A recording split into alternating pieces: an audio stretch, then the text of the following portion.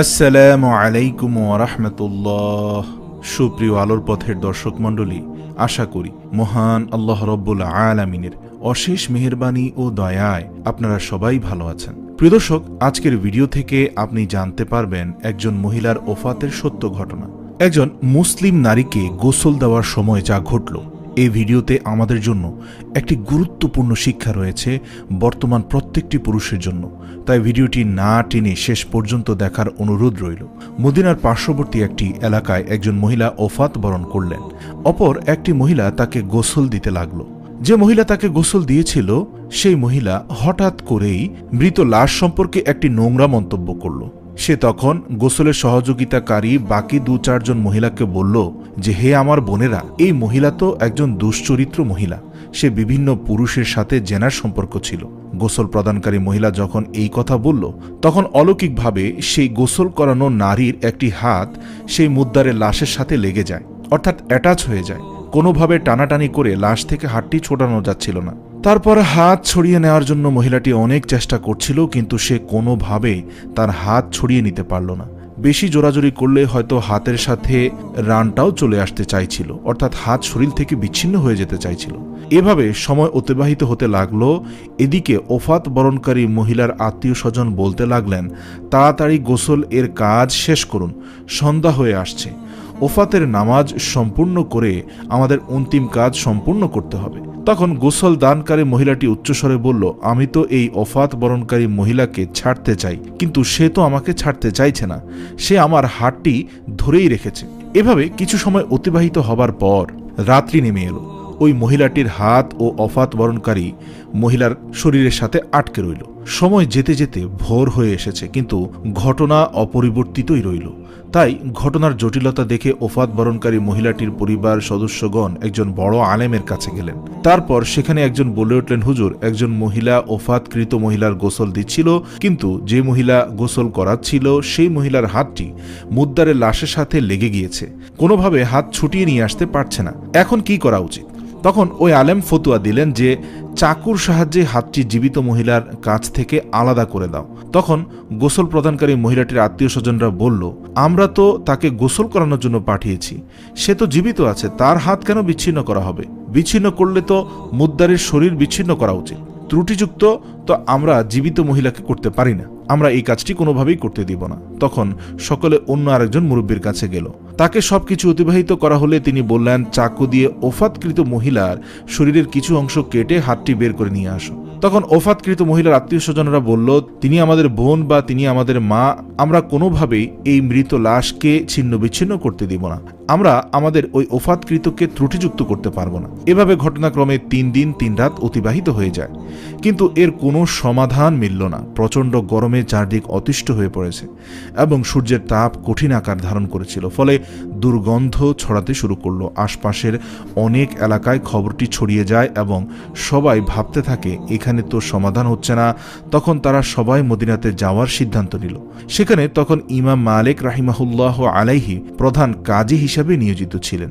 লোকেরা ইমাম মালিক রাহিমাহুল্লাহ আলাইহির দরবারে গিয়ে বললেন, হুজুর, একজন মহিলা অপর এক মহিলাকে গোসল করাচ্ছিল, তখন তার হাত মুদ্দারের শরীরের সাথে এমনভাবে শক্ত করে লেগে যায় যে সে হাতটি আজ 3 দিন ধরেও ছড়ানো যাচ্ছে না, সেটি আটকে রয়েছে এবং 3 দিন হয়ে গেছে, কিছুতেই ছড়ানো যাচ্ছে না। এখন আমাদের কি করা উচিত? তখন ইমাম মালিক রাহিমাহুল্লাহ আলাইহি বললেন, আমাকে সেখানে নিয়ে চলুন। তিনি সেখানে গেলেন এবং চাদর দিয়ে আড়াল করে পর্দার বাইরে দাঁড়িয়ে গোসল দানকারী মহিলাকে উদ্দেশ্য করে বললেন, যখন তোমার হাত আটকে যায় তার পূর্বে তুমি কি কিছু বলেছ? সত্য করে বলো। তখন সেই মহিলাটি ভীত কণ্ঠে বলল, আমি শুধু এইটুকু বলেছিলাম যে এই যেই মহিলাটি ওফাত বরণ করেছে সে দুশ্চরিত্রবান ছিল, অমুক অমুক পুরুষের সাথে তার জেনার সম্পর্ক ছিল। তখন হযরত ইমাম মালিক রাহিমাহুল্লাহ আলাইহি বললেন, তুমি যে অপবাদ দিয়েছ এই নারীর ব্যাপারে, এর কিছুটা কি তোমার নিজের চোখে দেখেছ? এবং এই ঘটনার বিষয়ে 4 জন সাক্ষী কি তোমার নিকট আছে? তখন সে মহিলা না সূচক উত্তর দিল। তখন ইমাম মালিক রাহিমাহুল্লাহ আলাইহি আবার বললেন, ওই মহিলাকে তোমার সামনে নিজের পাপ স্বীকার করে কোনো স্বীকারোক্তি দিয়েছিল যে মহিলাটি এখন মৃত লাশ হয়ে আছে? তখন সেই মহিলাটি আবারও না সূচক উত্তর দিল। অতঃপর ইমাম মালিক রাহিমাহুল্লাহ আলাইহি বললেন, তাহলে তুমি কেন ওই মহিলাকে এমন কঠিন এবং নোংরা চরিত্রহীন অপবাদ দিয়েছ, তুমি তো সত্যটা জানো না, এবং সেই নারীও মৃত্যুর আগে তোমাকে নিজের চরিত্রহীনতার কথা বলে যায়নি, অথবা 4 জন সাক্ষীও তোমার কাছে নেই। তার কথা শুনে গোসল দানকারী মহিলা বলল, আমি তো এজন্যই বলেছি যে উপকৃত ওই মহিলাকে আমি দেখেছি কলস উঠিয়ে অমুকের বাড়ির দরজার সামনে যাচ্ছিল। এই কথা শুনে ইমাম মালিক রাহিমাহুল্লাহ আলাইহি সেখানে দাঁড়িয়ে কোরআনের একটি আয়াত তেলাওয়াত করলেন, এবং সে আয়াতে আল্লাহ তাআলা বলেন, সতীসাধী এবং পবিত্র নারীর প্রতি অপবাদ আরোপ করে এরপর 4 জন সাক্ষী উপস্থাপন করতে না পারলে তাদেরকে 80টি বেত্রাঘাত করবে। সূরা নূর আয়াত নং 4। অর্থাৎ তুমি একজন নারীকে দেখলা আরেকজন পুরুষের বাড়ির দিকে কলস নিয়ে যাচ্ছে, ব্যাস এতেই তুমি তার জিনার অপবাদ দিয়ে দিলে, অথচ নিশ্চিত তোমার কাছে কোনো তথ্য নেই। যেহেতু তুমি কোনো প্রমাণ ছাড়া একজন ওফাতকৃত নারীর উপর অপবাদ আরোপ করেছ, আর আমি প্রধান কাজী হিসাবে নিয়োজিত আছি, অতএব আমি নির্দেশ দিচ্ছি জল্লাদ তোমার এই অপরাধের জন্য সাজা প্রদান করবে। তারপর জল্লাদ প্রহার শুরু করলেন।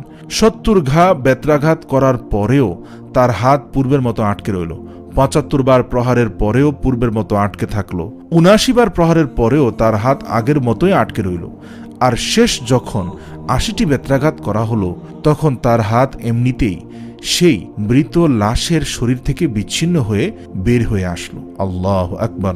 আল্লাহ রাব্বুল আলামিন চাইলে কি না হয়। এই ঘটনার মধ্যে রয়েছে আমাদের জন্য একটি বিশেষ শিক্ষা, আর তা হলো আমরা কখনো কারো বিরুদ্ধে না জেনে মিথ্যা অভিযোগ করব না, সন্দেহ পোষণ করব না। কখনো না জেনে সন্দেহের বশবর্তী হয়ে আমরা বক্তব্য প্রদান করব না।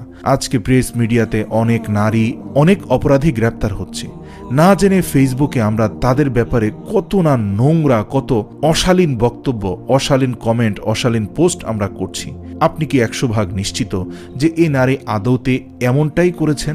এতটাই নোংরা ছিলেন? হয়তো অত নোংরা ছিলেন না, কিছু কম ছিলেন বা বেশি ছিলেন, কিন্তু নিশ্চিত না হয়ে আমি কেন একজন অপরাধী নারীর সম্পর্কে যা তা বলে যাব? এর ভয়াবহ পরিণতি কি আমি জানি? কখনো কারো বিরুদ্ধে কোনো অপবাদ বা তার নামে গীবত গাইব না। আজ থেকে প্রতিজ্ঞা করব আমরা সবাই। আল্লাহ রাব্বুল আলামিন আমাদেরকে সঠিক বোঝার ও আমল করার তৌফিক দান করুক, আমিন। প্রিয় দর্শক, এবার আসছি আরেকটি শিক্ষণীয় ঘটনায়। এক বালিকা বুজুর্গের কথা। একজন বুজুর্গ, তিনি কিন্তু যুবতী নারী, অর্থাৎ 18 থেকে 20 বছর বয়স, কিন্তু যথেষ্ট আল্লাহওয়ালা। তো আরবের এক মুসলিম যুবক আরাফার পথের দিকে যাওয়ার সময় সেই বালিকার সাক্ষাৎ পায়। সেই বালক তার নিজের ভাষায় বলে, আমি দেখতে পেলাম সে রূপসী বালিকা আল্লাহ আল্লাহ জিকির করতে করতে বেশ দ্রুত পথ অতিক্রম করছিল। তার গায়ে ছিল একটি চটের জামা এবং তার উপর একটি পশমি চাদর জড়ানো ছিল। তার এক হাতে ছিল একটি লাঠি এবং অপর হাতে ছিল একটি জায়নামাজ।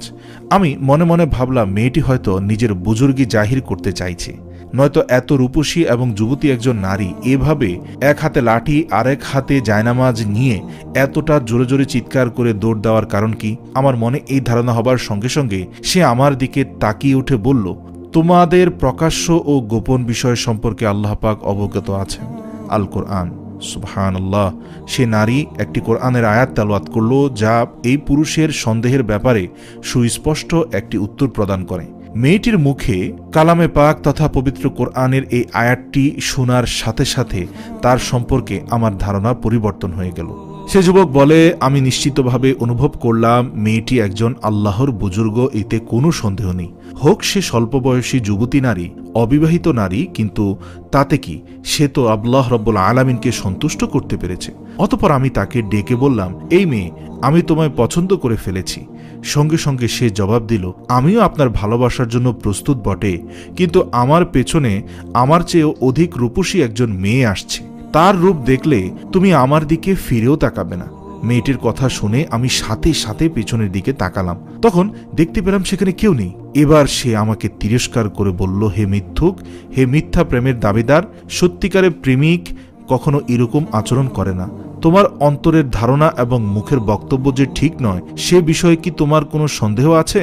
প্রথমত, তুমি একজন আল্লাহর প্রেমিকা সম্পর্কে অন্যায় ধারণা পোষণ করেছ।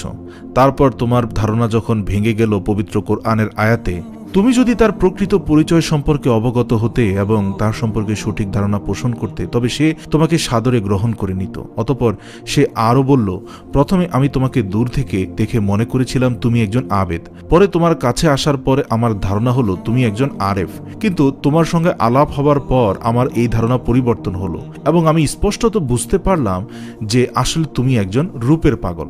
কেননা তুমি যদি আবেদ হতে তবে আল্লাহকে ছাড়া একজন নগণ্য বান্দির প্রতি আকৃষ্ট হতে না।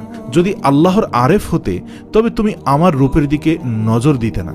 আর যদি আমাকেও সত্যিকার অর্থে ভালোবাসতে যেমনটা তুমি বলেছ, তবে আমার দিক থেকে মুখ ফিরিয়ে পেছনে তাকাতে না যখন আমি বলেছি আমার থেকেও সুন্দরী কেউ পেছনে আছে। তাহলে বোঝা গেল তুমি মূলত আমারও না, আল্লাহরও না, তুমি কারোই প্রেমিক না, তুমি হচ্ছ সৌন্দর্যের প্রেমিক। এই কথাটি বলে মেয়েটি আমার সম্মুখ থেকে অদৃশ্য হয়ে যায়। আল্লাহ রাব্বুল আলামিন আমাদেরকে সঠিক বোঝার তৌফিক দান করুক। প্রিয় দর্শক, সেই যুবক বলে, এরপর থেকে রব্বুল আলামিন মুখী হয়েছি এবং জীবনে প্রতিজ্ঞা করেছি সে আল্লাহর বান্দির শিক্ষাগুলো জীবনে প্রতিফলিত করব এবং মহান রব্বুল আলামিনের আসল প্রেমিক হব। এবার আসছি আরেকটি শিক্ষণীয় ঘটনায়। মোহাম্মদ ইবনুল মুনকাদির নামক একজন বড় বুজুর্গ ব্যবসায়ী ছিল। তার কাপড়ের দোকানে 3 দিনার এবং 10 দিনার মূল্যের 2 ধরনের কাপড়ের থান ছিল, আরও ছিল 5 দিনার মূল্যের থান কাপড়। একদিন তার অনুপস্থিতিতে দোকানের কর্মচারী 5 দিনার মূল্যের একটি থান এক আরব বেদুইনের নিকট 10 দিনারে বিক্রি করে ফেলল। পরে বুজুর্গ দোকানে এসে উপরোক্ত ঘটনা শোনার পর অন্তহীন পেরেশানিতে হায় হায় করতে লাগলেন। অতঃপর তিনি পথে বের হয়ে সে আরব বেদুইনকে খুঁজতে লাগলেন। দিনভর তালাশ করার পরে অবশেষে লোকের সাক্ষাতে তাকে জড়িয়ে ধরে বললেন, ভাই, তুমি আমার দোকানের কর্মচারীর নিকট থেকে 10 দিনার মূল্যের যে কাপড়ের থান ক্রয় করেছিলে সেটির প্রকৃত মূল্য আসলে 5 দিনার। আমার কর্মচারী ভুলক্রমে তোমার নিকট এটি 10 দিনার মূল্যে বিক্রি করে ফেলেছে। আজ সারাদিন আমি পথে পথে সন্ধান করে এতক্ষণে তোমার সাক্ষাৎ পেয়েছি। এখন হয় তুমি থানটি ফেরত দিয়ে 10 দিনার নিয়ে যাও, কিংবা আমার নিকট থেকে 5 দিনার গ্রহণ করে আমাকে মুক্তি দান করো, অথবা আমার সঙ্গে দোকানে আসো এবং থানটি ফেরত দিয়ে 10 দিনার মূল্যের একটি উৎকৃষ্ট মানের থান নিয়ে যাও। বুজুর্গের বক্তব্যে বেদুইন অবাক দৃষ্টিতে তাকিয়ে রইল, কেননা সে ইতিপূর্বে এমন আমানতদারিতার ঘটনা আর কখনোই দেখেনি। অতঃপর সে নেহায়েত বিনয়ের সঙ্গে আরজ করল, হে আল্লাহর ওলি, আমি স্বেচ্ছায় এবং সন্তুষ্ট চিত্তে 10 দিনার দিয়ে এই থানটি গ্রহণ করেছি, সুতরাং এই ক্ষেত্রে আপনার কিছুই অপরাধ হয়নি এবং এই ঘটনায় আপনার বিচলিত হবারও কোনো কারণ নেই। কিন্তু বুজুর্গ তার কোনো কথাই শুনছে না এবং এক প্রকার জোর করেই তার হাতে 5টি দিনার তুলে দিয়ে দোকানে ফিরে আসলেন। এ সময় আরব বেদুইন এক পথচারীকে জিজ্ঞেস করলেন, ভাই, তুমি কি এই বুজুর্গ ব্যক্তির পরিচয় জানো? তখন সে উত্তরে বলল, আগে থেকেই ও বুজুর্গকে আমি চিনি, ইনি হলেন মোহাম্মদ ইবনুল কাদের। এই কথা শোনার সঙ্গে সঙ্গে আরব বেদুইন সবিস্ময় বলে উঠল, সুবহানাল্লাহ, ইনি কি তাহলে সেই মহান বুজুর্গ যার কথা আমরা লোকমুখে শুনেছি? আল্লাহ রাব্বুল আলামিন আমাদেরকে এমন আমানতদারিতার তৌফিক দান করুক, আমিন।